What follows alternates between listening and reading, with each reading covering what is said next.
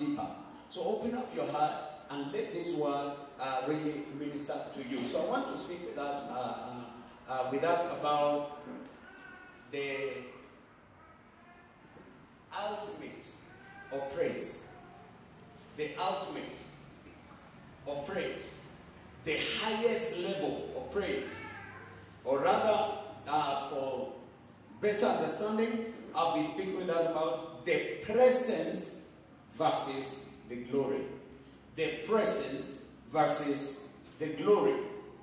We know that when we praise God, when God is praised, we know that praises leads to God's presence.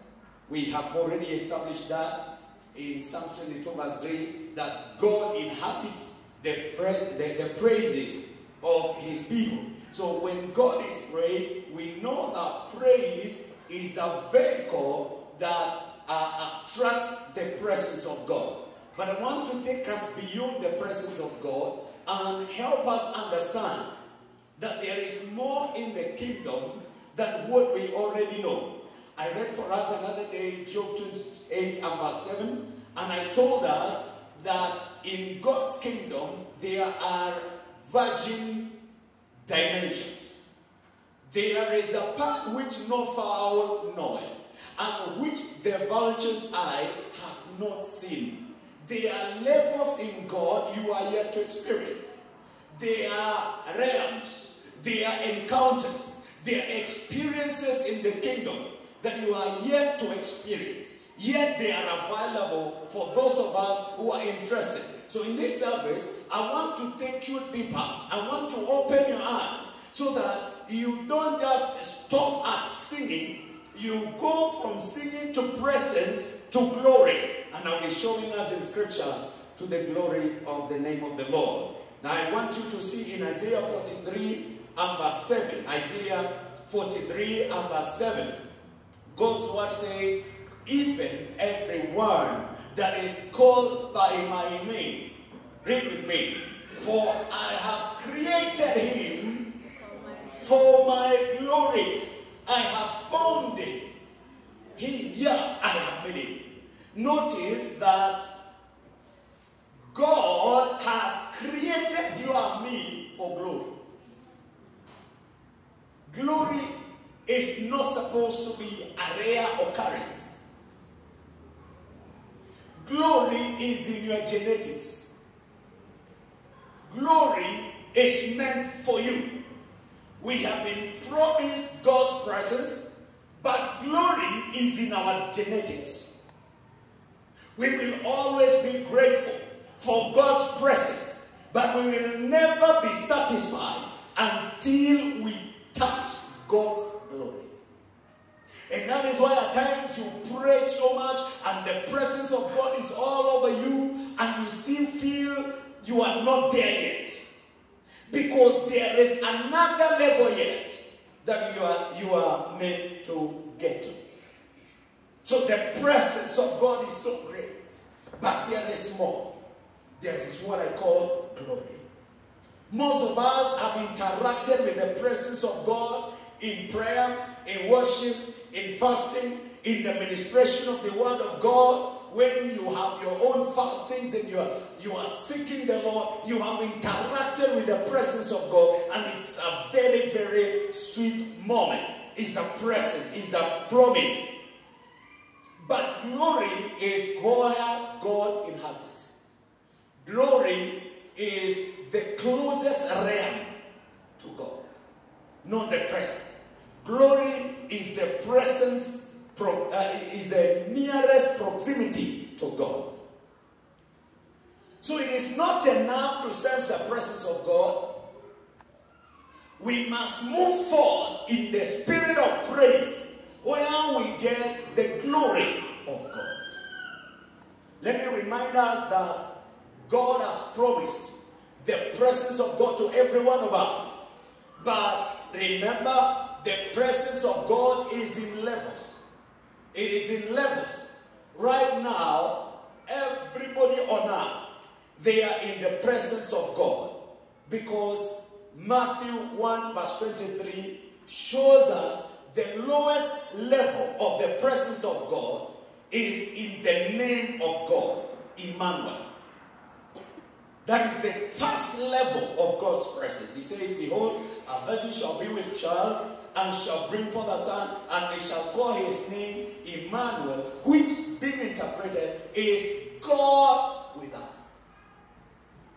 Another word for Emmanuel is omnipresent. God is present everywhere. Everywhere. It is the first level of the presence of God. And you know that level, it is not sweet. Because you can still be oppressed in that level. You can still be in problem in that first level of God's presence. He is with you, but the devil can still oppress you. He is still with you, but bad things could still be happening around you. And that is why we must grow from that first level to yet a higher level. In Matthew 18 and verse 20, it's another level where now you deliberately gather in his name.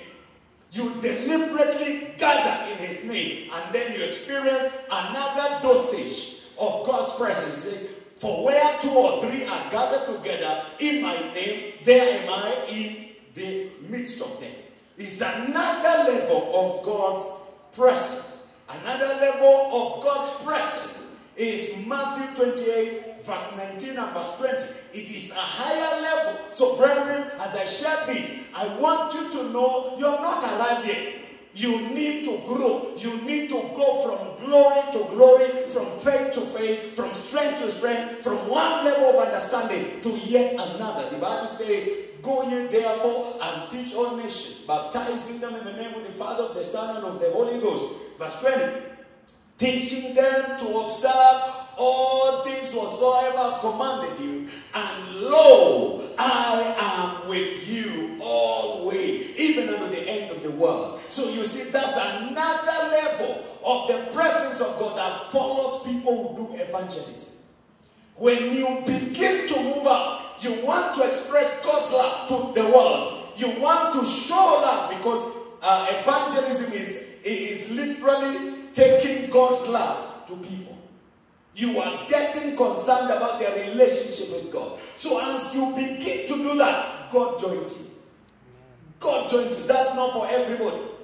Not every scripture is your portion. There are scriptures that become your portion when you obey their condition. So this one is for those who do evangelism. The experience another dimension of God's presence. And the highest level, the number 4 level, is where God manifests his presence as you worship and praise him. Psalms 22 and verse 3. As you worship and praise him, you enjoy the highest level of presence of God. The Bible says, but thou art holy, O thou that inhabitest the praises of Israel. So from this level, the next level is now glory. Is now glory. When you worship and praise God from the bottom of your heart, you are no longer aware of your environment. You are only aware of God. Now you begin the first level of glory, because glory is also in levels. Are we together so far? Glory is also in levels.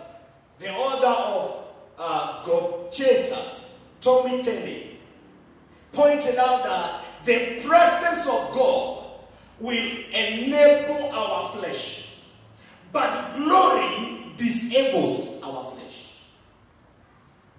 And that's why you feel the presence of God. But in the glory, you don't feel the glory, you experience, you touch, you are moved in the glory.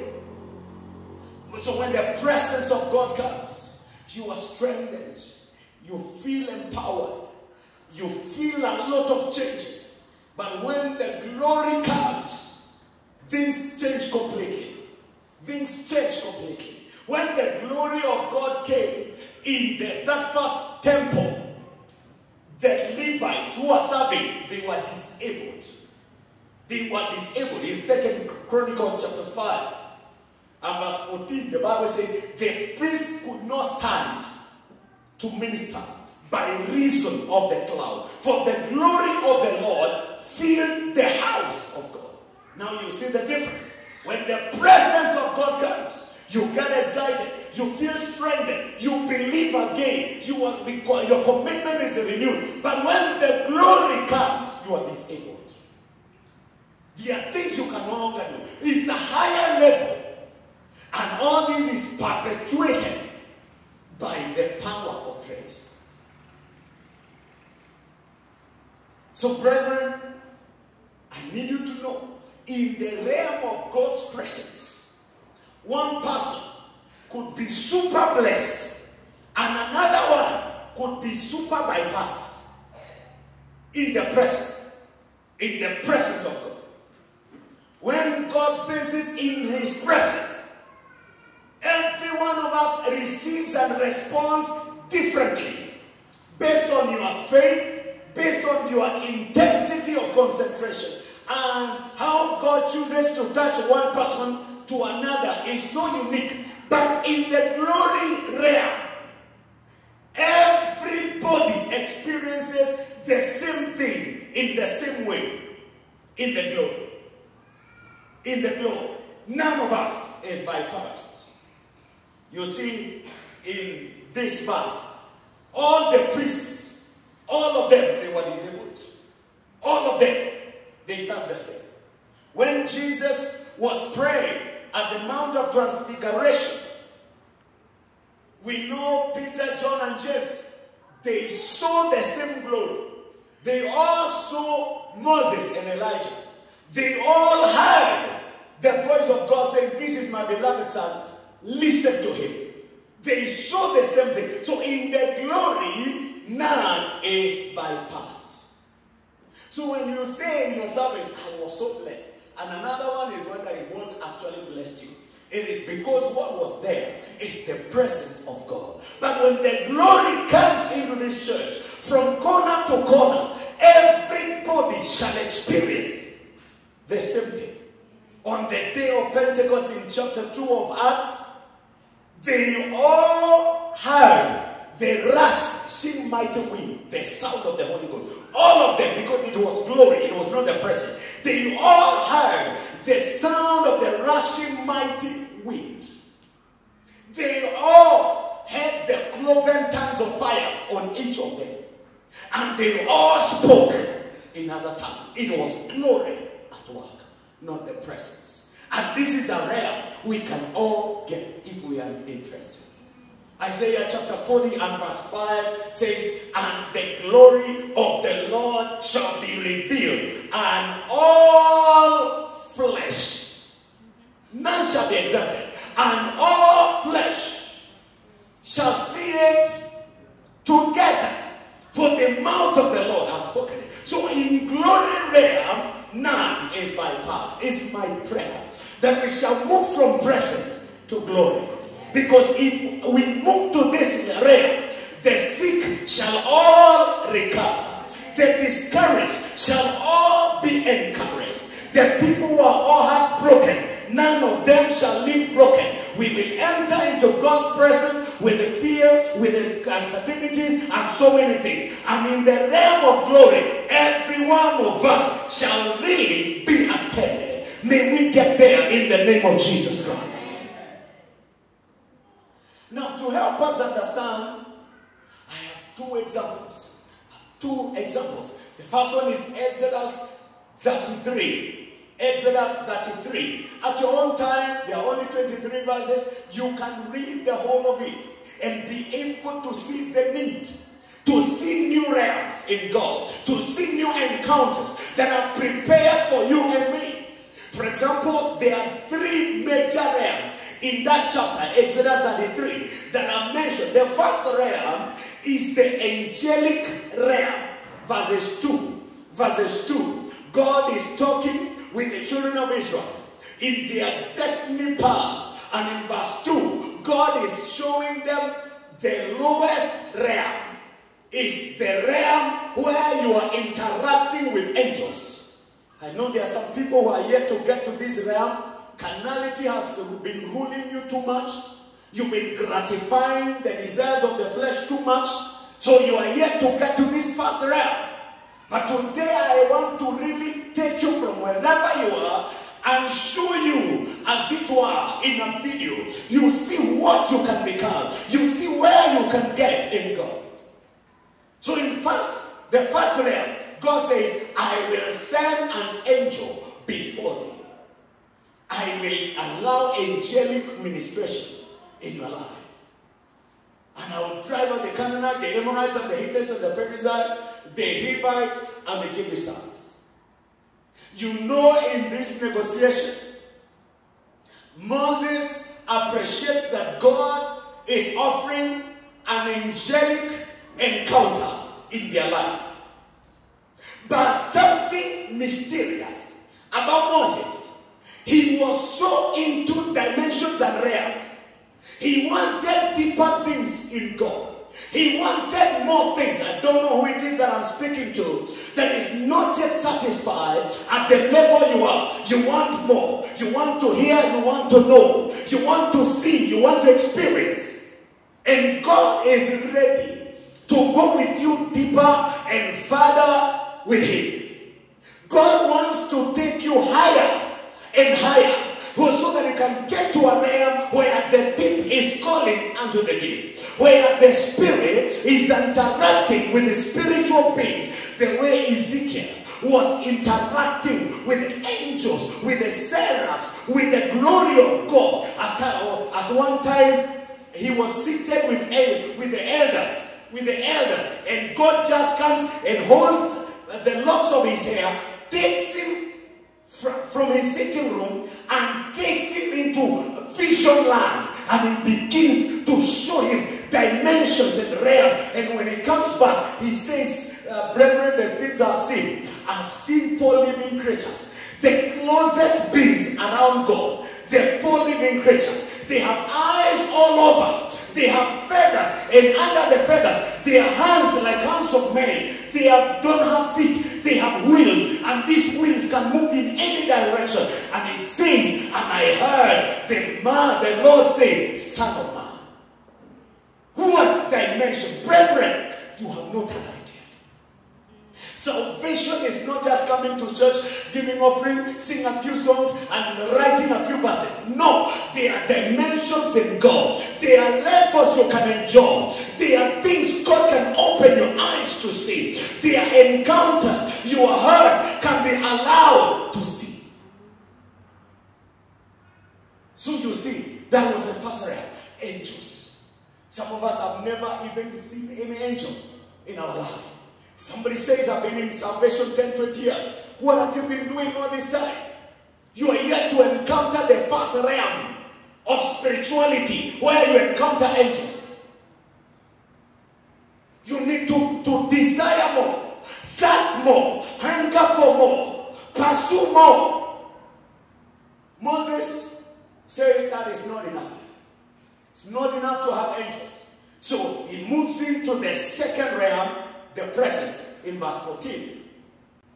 In verse 14. I'm deliberately avoiding the negotiation that Moses negotiated with God to get to this realm. You can read the whole chapter at your own time and see the negotiation. But in verse 14, because Moses is not satisfied with just angels, he says, God, I need you, not your angels. Your place cannot be substituted even by the 24 elders or by angels. He says, I need your presence. If you will not go with us, if you are settling for just angels, Moses says, we will not live here. We mean it. We need you, and you so much. Every hour, every minute, we so need you. The angel is not enough. It's okay for the angel to go before us. But God, if you will not go with us, let's remain here until you make up your mind to go with us. It's a deep prayer. It's a deep prayer. So in verse 14, God answers and says, okay, you have wanted, I have granted. You have wanted, I have granted. You have desired, you desire. You have prayed, I have answered. You have hungered, I will fulfill that hunger. My presence shall go with thee, and I will give thee rest. What a realm. What a realm. Where God says, now I will go with you. The angel is not enough. I will go with you. The Almighty, the Elohim, the creator of the heaven and the earth, says, I will go with you. Can you imagine tomorrow as you go to your job, God goes with you? Can you imagine as you move from one city to another, traveling, that God is with you? Can you imagine that you are going in the camp of your enemies and God is with you? Can you imagine you have problems, you have this and that, and God is with you? Can you imagine what He will do? These are dimensions and realms that any of us can get to. Moses said, your presence, if your presence doesn't go with us, we don't mind taking longer. We will wait until you make up your mind that, Lord, you cannot be far. You cannot be far. I just want to be where you are, dwelling daily in your presence, by day and by night. And God promised, He said, if thy presence go not with me, carry us not from here. We are not ready to move from here. And finally, God accepted. He said, my presence will go with you. That's the second layer of higher level spirituality. You think Moses would settle down? That God has said He will be with them. But Moses is not satisfied. I challenge us, brethren. Most of us are easily satisfied. Easily satisfied. A little blessing and you are all over. A little encounter and you are easily satisfied. You fasted 3 days. God did some wonderful things and you are satisfied. I want you to look at the life of Moses. He is not satisfied that angels are with him. He is not satisfied that the presence of God is with him. He moves on in verse 18 and he makes a dangerous, a higher realm, the highest desire. He manifests. He says, thank you for the angel. Thank you for your presence. But in verse 18, he is saying, I am still on my knees. Show me thy glory. There are virgin dimensions in the kingdom. Job was saying, Job 42 verse 5, he was saying, God, there are things that I've been hearing. I want to see them. They are realm from one realm to another. There is the glory of the star. There is the glory of the sun. There is the glory of the moon. There are levels of glory. And Moses is saying, I want more. I want more. I don't want to hear. I want to see. Job also was accustomed to hearing. Then God lifted him up to another realm where he began to see. Let's go back to Exodus. So Moses makes a prayer. Show me your glory. Show me. When you hear people who are hungry and thirsty for God, those people are in other realms. Right now, I could call one person there. If I put 10 million Kenyan shillings here, and I put God this side, then I tell you, what do you want? Do you want 10 million or do you want God? I bet many people will say, I can look for God after. Let me first of all receive the million. Because we are yet to understand the sweetness of our God. David was saying, taste and see that the Lord is good. Brethren, Moses said, show me your glory. Verse 19, I want you to see whatever you ask, whatever you desire of God, no matter how difficult. He was the first man in scripture to admire that realm. You know, many of us, we like to fit in. We like to fit in. You come to church and you find that people come late. And you also fit in. You also come late.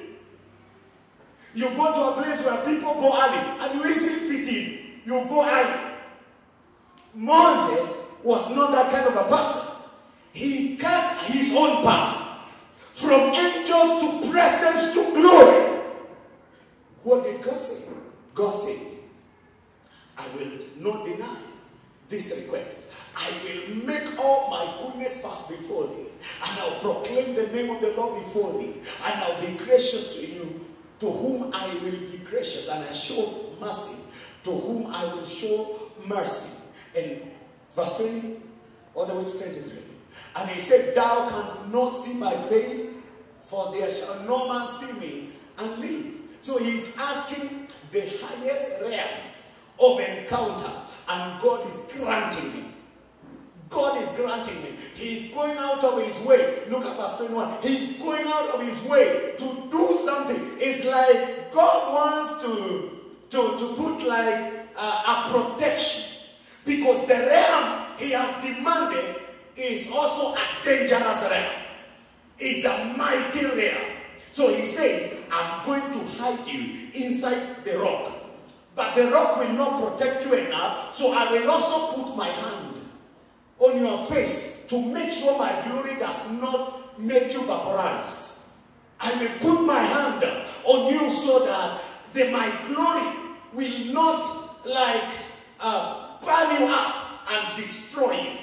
I'm so concerned about you, but there's a realm you have desired. I'll grant it, and I will do everything to make you survive in that realm. And verse 22, you see, and it shall come to pass while my glory passes, that I will put thee in a cleft of the rock, and will cover thee with my hand while I pass by. And verse 23, and I will take my hand, and thou shalt see my back parts, but my face shall not be seen. In Revelation, this one is also fulfilled verbatim in the life of John, the last apostle. Revelation chapter 1, I think around from verse 5 thereabout, where John is in the island of Patmos, and Jesus proclaims, introduces his name. He proclaims his name. He says, I am the one who was from the beginning to the end. I am the first and the last. Revelation chapter 1, verse 8. I am Alpha. You know, God told Moses, I'll proclaim my name. I want you to hear how John encountered Israel. And this is how the name of the Lord is being proclaimed. He said, I am the Alpha and the Omega, the beginning and the end, says the Lord, which is and which was and which is to come, the Almighty. Okay, from verse 13, look at this. And in the midst of the 7 candlesticks, one like unto the Son of Man, clothed with a garment down to the foot, and girt about the paps with a golden girdle. Verse 14. Read with me. His head and his hair were white like wool, and white as snow. And his eyes, they were as a flame of fire. Verse 15. And his feet like unto fine brass, and as if they burned in a furnace, and his voice as the sound of many waters. Verse 16. And he had in his right hand 7 stars, and out of his mouth went a sharp 2-edged sword, and his countenance was as the sun shining in his strength. Verse 17. And when I saw him, I fell at his feet as dead. A realm that he could not stand. A realm. So brethren, you have not arrived. Your salvation is one thing. Your relationship with God is still at the low levels. Like the way Ezekiel 47 shows the 4 levels. The first level is ankle deep. 1,000 cubits is measured, and the water comes to the knee. Then another 1,000 is measured, and the water comes to the waist. And another measure is done, and he could no longer measure the depth. He was now swimming in a realm he was no longer in charge. It was the glory level. Brethren, we are yet to arrive. We are yet to arrive. So stop struggling with the simple things that you need to grow from. I think this is what Apostle Paul was dealing with in Hebrews chapter 6, verses 1. He was saying that we should move from elemental principles, the kindergarten principles of Christendom. We need to grow, we need to move from this realm. The Bible says, therefore, living the principles of the doctrine of Christ, let us go on unto perfection, not laying again the foundation of repentance from dead works and of faith toward God. That there is a realm you get that you no longer repent. There is a realm in God that you get that you no longer repent. There is a realm in God that you are no longer taught about faith, because they are now settled convictions. Your work with God is so intact. You are so busy with God that repentance does not factor. There is a realm. There is a realm, brethren. So as I speak with us about the presence versus the glory, I would like you to look at yourself and begin to work on your life. So let's go back to 1 Samuel chapter 4.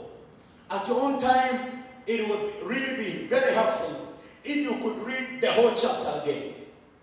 But for the interest of time, I'll just show us a few things. Now, for those of you who have not been reading scripture, 1 Samuel chapter 4, beginning verse 1, there is a battle that is going on. The children of Israel, they are fighting with their enemy, the Philistine.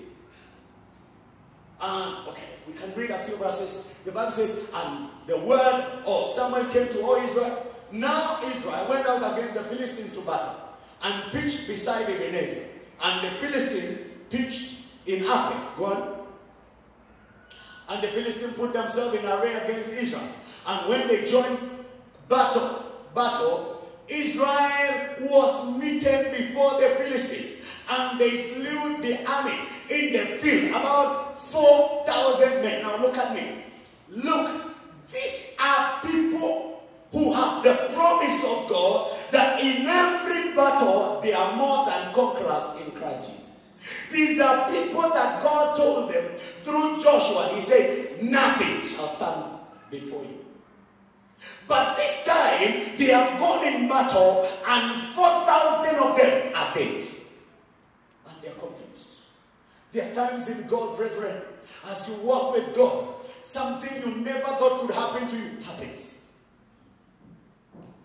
There are realms in this kingdom. Except you get there, you continue wallowing in the low levels, and unpredictable things will continue following you. You continue blaming God instead of growing out of that realm. The children of Israel, they were not supposed to lose battle, but their relationship with God was in the shallow waters. It was in the shallow end. God was inviting them to the deep end, but they refused.